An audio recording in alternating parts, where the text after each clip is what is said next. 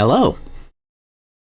I was banned from Reddit by crazy Christians, censoring the truth so they could continue ruining lives. But I'm here to do a little bit of Reddit reading, even though I can't participate directly in the discussions. Alright, so the first one I'm going to take a look at comes from the CPTSD sub, and it's titled, "The Core Premises of Christianity Are Emotional Abuse." I want to emphasize that this is not my story, this is not my post. I'm reading it as it's written, so it's going to be first person. And I will try not to interject too much, so we're just going to go straight through here. And as it says, trigger warning, emotional abuse. And I'm starting to understand why going to church and hearing what they preach felt so deeply insulting and upsetting to me as a child. The premise to begin with that we are somehow full of sin just from being born human, sin and not inborn survival needs and self-protection mechanisms, and because of that sin we owe everything to this really nice, flawless, holy man who agreed to be tortured and killed for our benefit.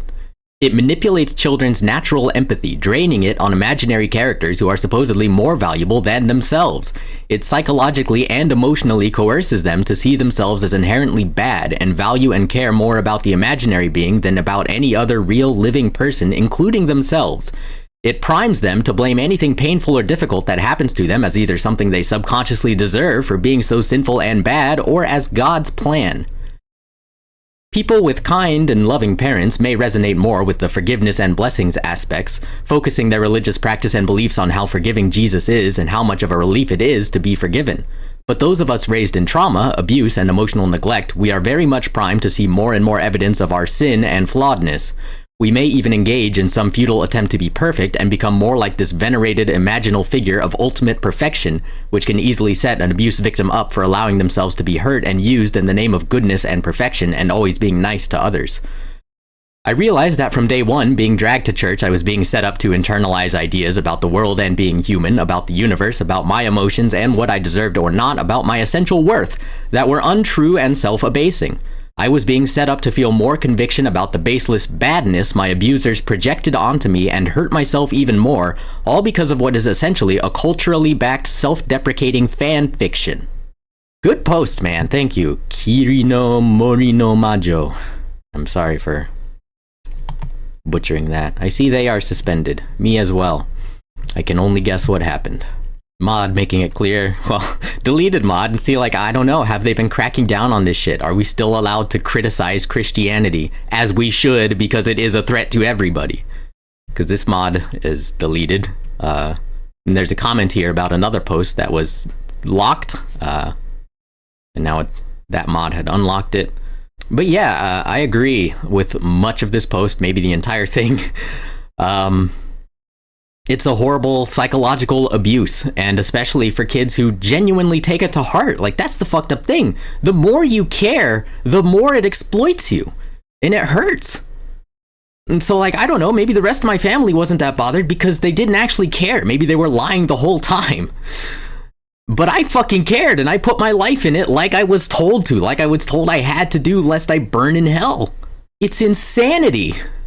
It's actual insanity, and children should not be exposed to these harmful ideas as though they're true. They should maybe be told, you know, watch out for these lies, watch out for these harmful fairy tales that are not real. People will try to act like they're real, but they're just not. They're lying. That's all it is. It's just lies. It's lies that ruin lives. Very directly, most of the time. We have some comments here. My abusive parent is also extremely religious. I grew up afraid of demons and always hearing about God and Jesus. I had no choice and had to be in church every Sunday and had to go to prayer services every Wednesday. Abuse was something we had to accept as children because questioning your parent was framed as a sin because of the whole evangelical hierarchy umbrella where God is above parents and parents above children. I remember challenging my parent and being met with, going against me is going against God. I'm now a fulminant atheist and firmly believe raising children in a religion, at least to that extent, is child abuse. Yes. And I have a number of comments in various places saying indoctrination is abuse. And I mostly stand behind that, but like, this is kind of like, it's frustrating how much they've poisoned the conversation. Because technically, educating your children is indoctrination. So like, yeah, I support telling them true things. I support indoctrination into truth. Christianity is not true. It is bullshit. And it's such harmful bullshit. Nobody should believe it. Nobody should act like it's true. Nobody should be telling their children that it is. And then OP responded to that, "Oh my god, yes, I had nightmares about demons and the devil too, constantly concerned about my sin while believing that even questioning the unfairness of my parents' treatment made me sinful.